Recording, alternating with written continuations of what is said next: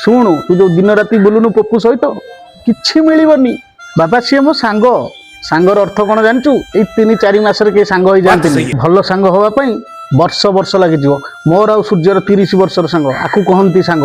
ଆଉ ତୁ ଯାହାକୁ କହୁନୁ ସାଙ୍ଗ, ସେଇମାନେ ତୋ ପାଖରେ ଏତେ ଦିନ ପର୍ଯ୍ୟନ୍ତ ଥିବେ ଯେତେ ଦିନ ପର୍ଯ୍ୟନ୍ତ ତୋ ପାଖରେ କାମ ଥିବ। ବାବା ସିଏ ମୋର ପୁରା ସଚୋଟ ସାଙ୍ଗ, ସଚୋଟ ସାଙ୍ଗ। ତୁ ଗୋଟେ କାମ କର, ତାକୁ ଫୋନ କର ଆଉ କହ ମୋ ବାପାଙ୍କ ଦେହ ବହୁତ ଖରାପ ଆଉ ପଇସା ଟିକେ ପଠେଇବ। ହ୍ୟାଲୋ, ମୁଁ କହୁଥିଲି କି ବାପାଙ୍କ ଦେହ ବହୁତ ଖରାପ ଆଉ ତମକୁ ଟିକେ ଘରକୁ ଆସିବାକୁ ପଡ଼ିବ। କ'ଣ ହେଲା? ଆଚ୍ଛା ତୁମେ ଘରେ ନାହ, ବାହାରକୁ ପଳେଇଛ? କହ ଆସିପାରିବନି ତ, କହ କିଛି ପଇସା ପଠେଇବ।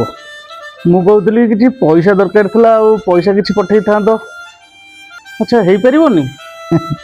ଇଏ ତ ସାଙ୍ଗ, ଦେ ଫୋନ ଦେ।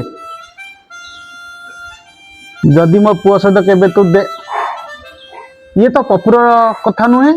ଇଏ ପପୁ ନୁହେଁ, ପପୁକୁ ତ ଗୋଟେ ଥର ଡାକିବି ସେ ତ ପଳେଇ ଆସିବ। पप्पू वो अलग ही लेवल का बंदा था। अरे ये गांड फट गया।